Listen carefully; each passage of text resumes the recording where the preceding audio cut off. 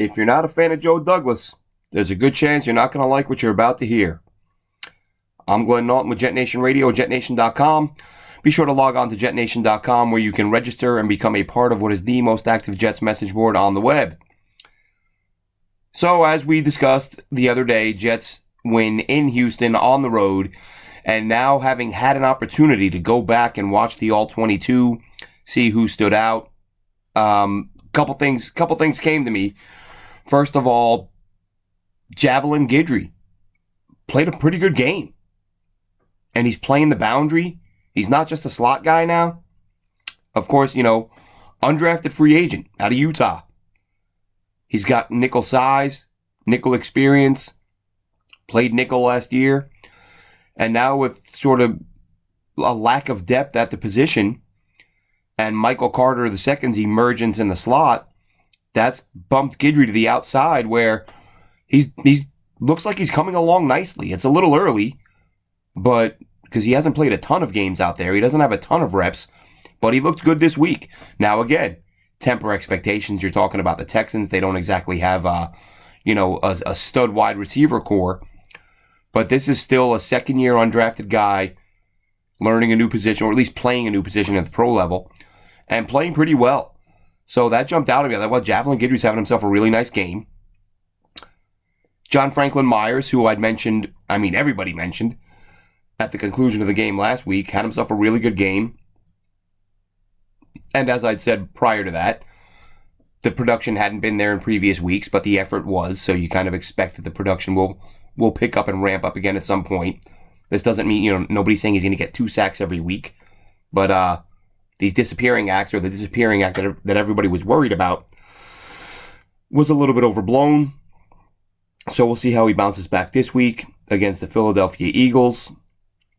And on top of that, aside from those two guys, Quincy Williams had himself another good game. I mean, you can't deny his explosiveness. When he steps on the gas, he is go. And, a lot of times, I try to avoid the hyperbolic statements about what a big hitter somebody is. Because a lot of times you'll hear fans say, oh, this dude's a huge hitter, that dude's a huge hitter. And some guys are, some guys aren't. Some fans seem to attribute that title to any defensive player who's really good, which, isn't necessarily a bad thing. But Quincy Williams, he stands out. We've seen it several times now. I mean, how many guys knocked Derrick Henry sideways one-on-one? The hit he had on Mike Gesicki against the Dolphins. He just comes in at a different speed, a different intensity, and knocks guys sideways. And we saw some really good open field tackling from him this week. Again, we saw the explosion on the blitz and the sack. He's not a perfect player by any stretch, but he's your linebacker now. You can't not play this guy maximum snaps every week. That doesn't mean every package, of course. But the guy can play.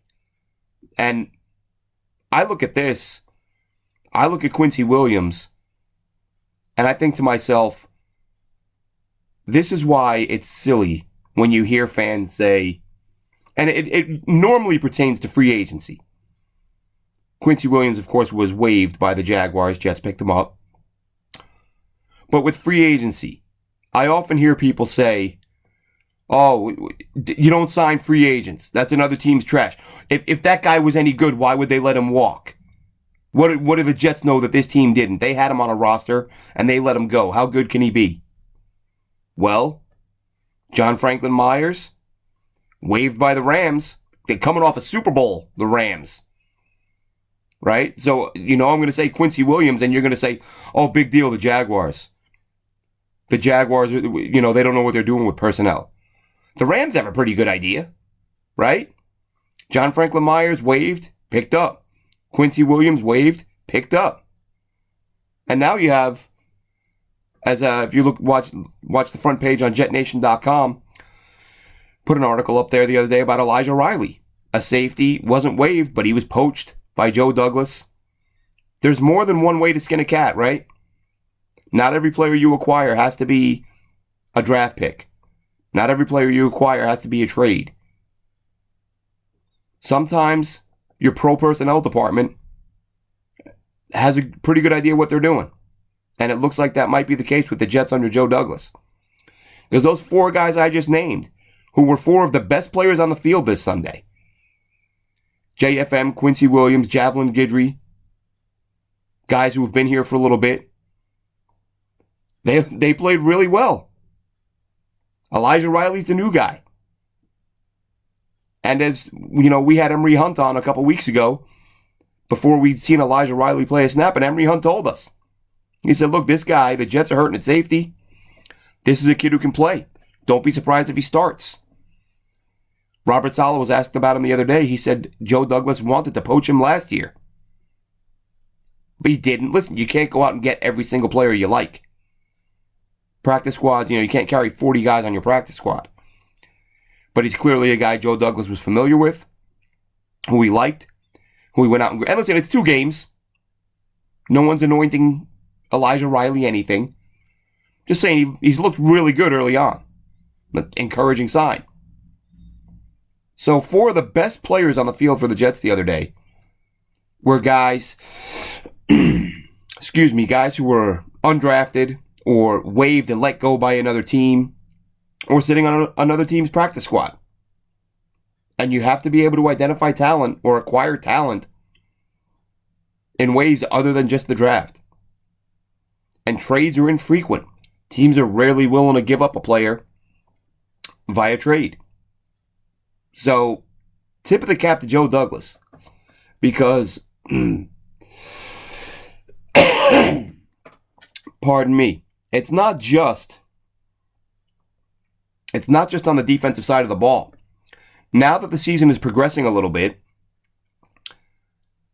and guys have been in the system for a little while, and they've played alongside each other for a little while, all of a sudden, the offensive line, that how many times did we hear that, Joe Douglas, he's supposed to be an offensive line expert. He came in here and the offensive line is a mess. He's overrated. Why does everybody worship at the altar of Joe Douglas? He can't even rebuild the O-line. It's going to take more than 16 or 17 games, folks. Joe Douglas has had 2 off seasons. And it's taken a little bit more than halfway through that second year of those players he's acquired to play at a pretty good level. They're not great. Nobody's saying this is a top 5 O-line. However, it's an O-line that's playing pretty well. They have been for a little while. I tweeted it out the other day. Zach Wilson, in his first 3 games, was sacked 15 times. That's a lot. It's way too many. In the 4 games that follow that, 8 times. From 15 sacks in 3 games to 8 sacks over the next 4. And according to the QB pressure numbers from PFF, Wilson was pressured 51% of the time week 1, 48% of the time week 2, 40% of the time week 3. Then it dropped to 29 in week 4, 34 in week 5,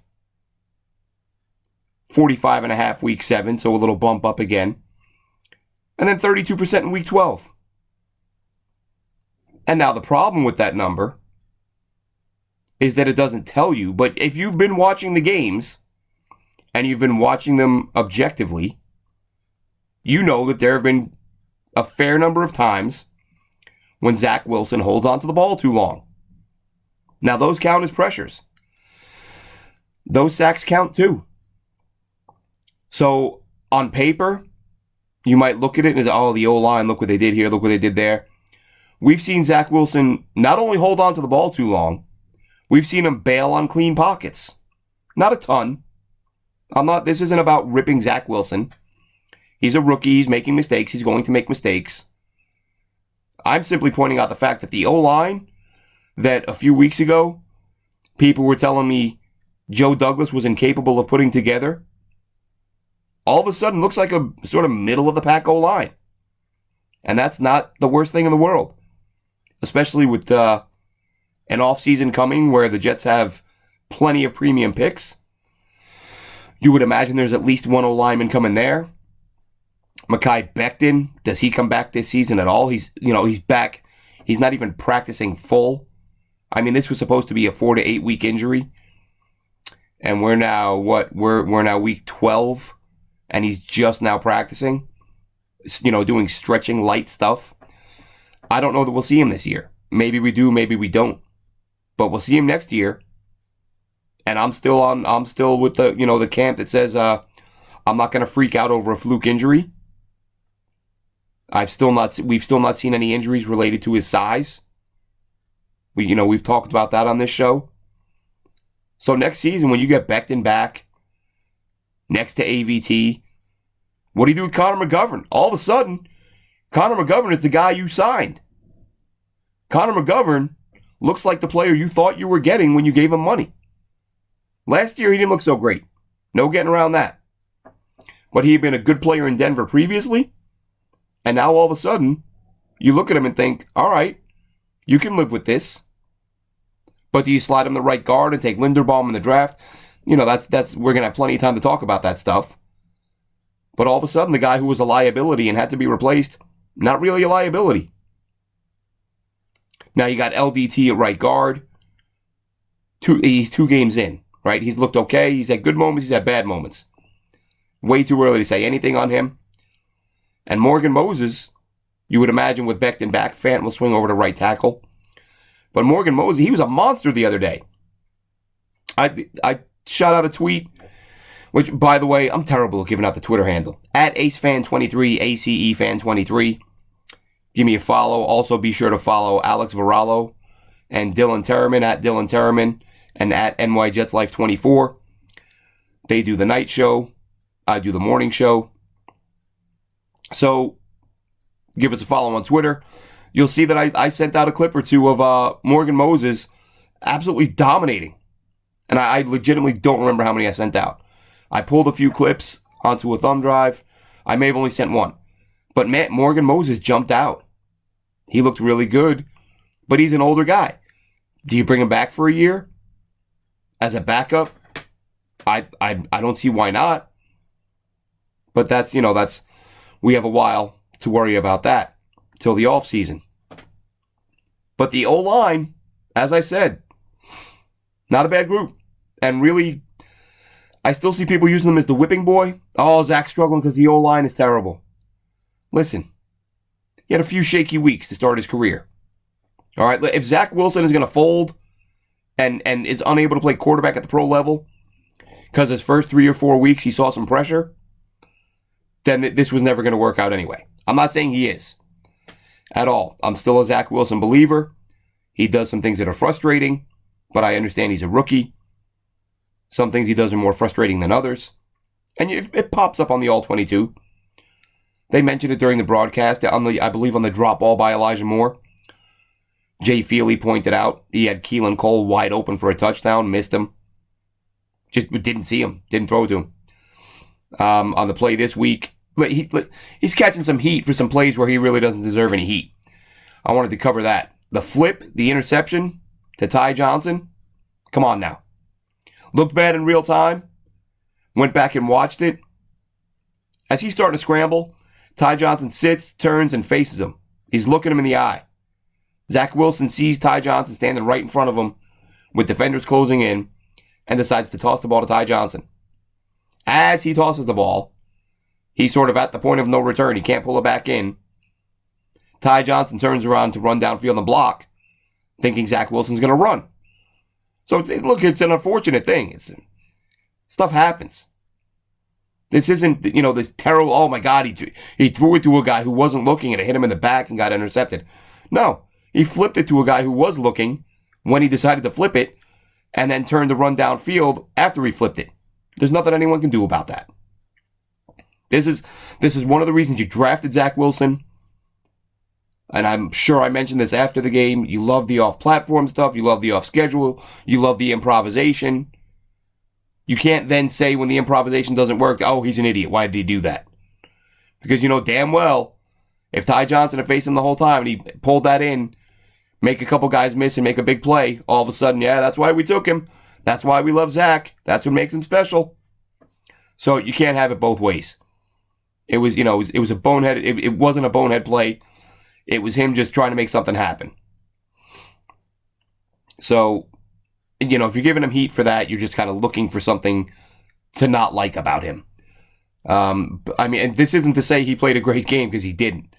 We discussed that after the game. He was inaccurate early. Started the game 1 for 6, and then even as he got better, some of his completions were a little bit ugly, but he got the job done. Made a couple big throws in some big spots, and there were some drops. Let's not forget that if we're going to sort of hold everyone accountable here. Elijah Moore, I believe, had 2 drops. I think I counted 4 total. So, again, Zach Wilson could have been better. His supporting cast could have been better. But the O-line wasn't bad. The defense was fantastic, led by the guys I already mentioned. Quincy Williams also had himself a really nice game. Sheldon Rankins, as he sometimes does, had some phenomenal highlight reel plays. And listen, sometimes when these things don't show up on the stat sheet, when you're not getting the sacks and the forced fumbles and things like that, fans just kind of, or not, some fans just kind of assume you're invisible. Oh, he didn't play well that day. No TFLs, no sacks, no this, no that. No, you can disrupt the play, change the course of a play, and do something that doesn't show up in the stat book. But I wanted to, talking about the D-line and things that don't show up in the stat book. Now, listen, he was far from dominant. Excuse me. Terrible cough. Did my COVID test. I'm negative. The D-line, JabariZuniga, played what I thought was his best game of the year. PFF grade says otherwise, but this is why we don't think PFF is gospel. I believe they have the Cincinnati game rated higher. I thought he was better in this game. No splash plays, but a couple plays where he was on the cusp. And he just, this is about progress, basically, for JabariZuniga. I've said many times that I think he's the least likely guy to make it. That doesn't mean I don't want him to make it. And when I say least likely, I mean from last year's class, excluding James Morgan, who's gone again, by the way. But JabariZuniga, he just looked comfortable. He looked like he knew where he was supposed to be. He was at or around the ball several times. And I'll tell you what, you go back and you watch JabariZuniga from last year, and just looking comfortable, pursuing the ball carrier, from in the backfield, not 10 yards down the field. It's a dramatic improvement. So the people who don't like the guy, of course, they're going to say, oh, big deal. Oh, I'm supposed to get excited because he almost tackled somebody. No. Excuse me. No. You're supposed to be encouraged that he's showing progress. That's all I'm saying. I'm not enshrining anyone anywhere. I'm not anointing anyone. Oh, he's not a bust anymore. Look, he's a great player. No. He looks noticeably more comfortable playing than he did last year. And he spent most of this year on the practice squad. So at this point in time, for what my expectations were for JabariZuniga, even if he were to rise to the level of quality backup, I'd take it. It would still be, it would still fall short of expectations when you take a guy in the top 100. But as I've said before, there's different levels of bust, right? What's a bust? A bust is a guy who doesn't meet expectations. Okay, fine. Well, you can miss expectations by a tiny bit, or you can miss expectations by a mile, and you can fall somewhere in between. When you miss expectations by a mile, you're out of the league. You don't belong. If JabariZuniga doesn't play like a guy who's picked in the top 100, but he plays like a middle late rounder and offers them quality depth, I'm fine with that. I don't get the insisting that anyone who isn't a superstar is a bust. So again, he played well against Cincinnati, looked all right this week. The reason I mention it is just because of the progress. It's a huge leap for him to go back. If you go back and look at where he was last year to the way he's played in a couple of games this year, he's coming along slowly, very slowly, but surely. So you take it. You take it. And speaking of the guys who are coming along and guys who, who you'd like to see really step up, Denzel Mims has come along and he's come off the COVID list, and Keelan Cole goes on it. And then we still have Corey Davis with I think they said it was a bulky groin. So Davis is banged up with a groin. Cole's out with COVID. Denzel Mims, this is your shot, Denzel. I think this will be his first extensive action with Zach Wilson. Corey Davis said he feels better but didn't practice. So I would assume he's either not going to play, or if he plays, you would have to imagine he will be limited quite a bit in how much he's able to do. So no Davis, no Cole. Mims could be a guy who sees 8-9 targets on Sunday. Personally, I would love it.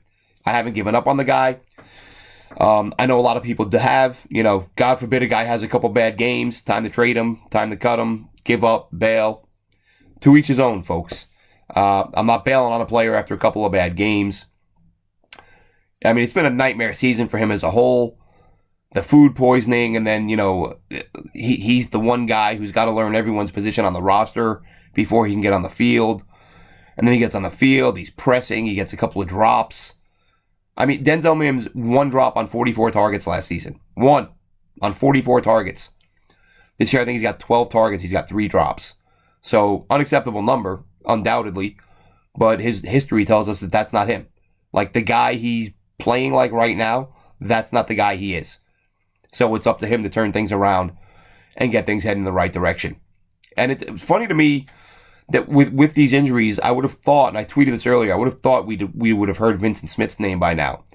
Don't forget about Vincent Smith. He's a guy who took a lot of Mims' reps in preseason when it looked like he might take that roster spot. And the Jets kept him on the practice squad. So he's been with the club the whole time. So he knows the offense and the quarterbacks and all that. Just as a depth guy, just with the other guys dinged up, I'm surprised that we haven't heard Vincent Smith's name. We'll see if that comes up at any point. And, of course, the other thing I wanted to touch on before we wrap things up is the kicker competition.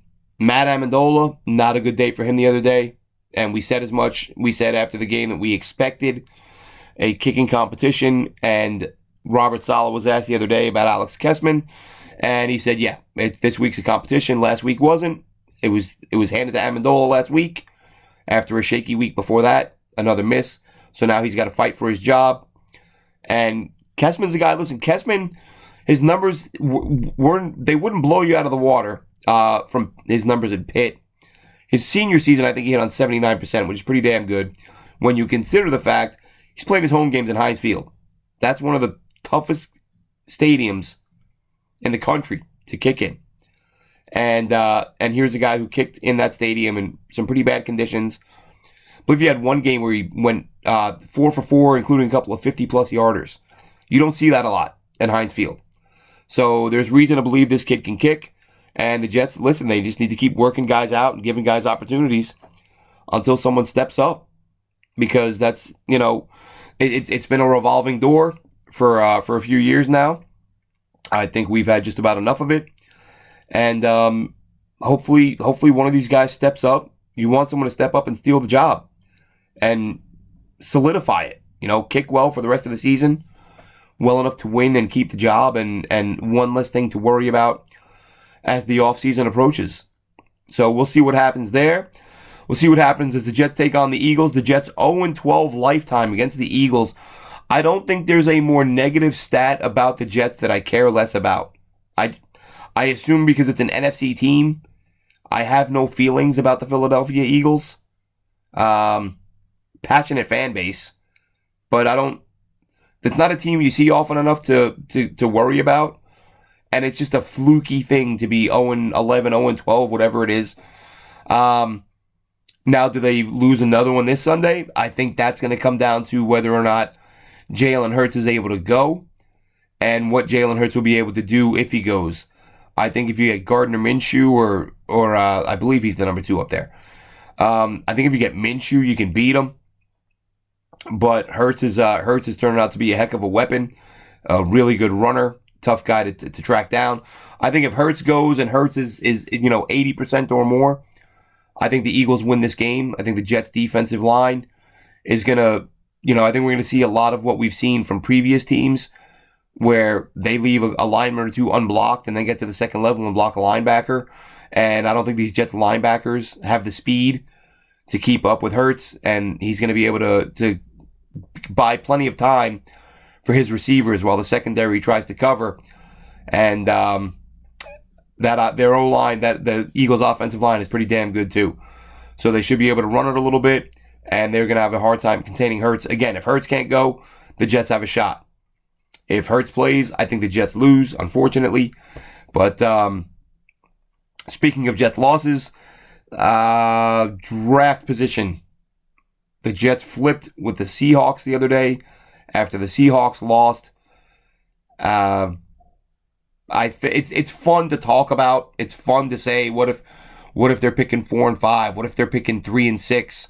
I just don't see that happening. I could be wrong, but the Jets have some pretty bad teams on their schedule, and I know the Jets are a pretty bad team. If you're just looking at the record. However, I think this D-line, if they, as I've said all season, if they play well, when you play teams like the Saints, who are really struggling right now, the Dolphins, who, yes, they did beat the Jets, but I think that's a winnable game for them. I think the Jets can win a couple more contests. And then, of course, Seattle. Can Russ Wilson keep playing this poorly? That would be, it's already surprising. Listen, when he went out with the injury, when he was coming back, I think a few of us said, if that finger isn't right and he's not gripping that ball right, Seattle might lose a few more games than you expect. And at the moment, they don't look like they can beat anybody.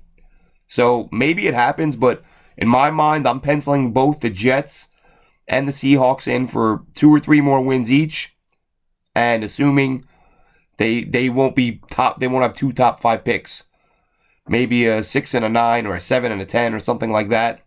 I'm just anticipating the worst in terms of draft position, and really, I hope the Jets win, 4 out of 5 down the stretch or 3 out of 4, and I don't care if they move down a few spots if we start to see improved play from Zach Wilson.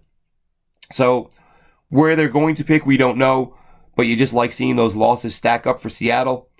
Terrible shame what's happening to Jamal Adams up there. You just hate to see it. Guy deserves better, doesn't he? By the way, as I tweeted out earlier, Elijah Riley has the higher PFF grade right now than Jamal Adams. And we know here's the rule with PFF. Everyone says they're terrible, they don't know anything. Some people love them, some people hate them. With PFF, if you like the stat, you like them. If you don't like the stat, you don't like them. So in this case, Jamal Adams being rated behind Elijah Riley, we like him. We like that stat. And we'd like a win this week against the Eagles. We'll wrap it up here on the post game once that game finishes up, and hopefully a second win in a row for Zach Wilson and company. Thanks for checking us out this week, Jets fans, and we will catch up with you next week. Have a good one.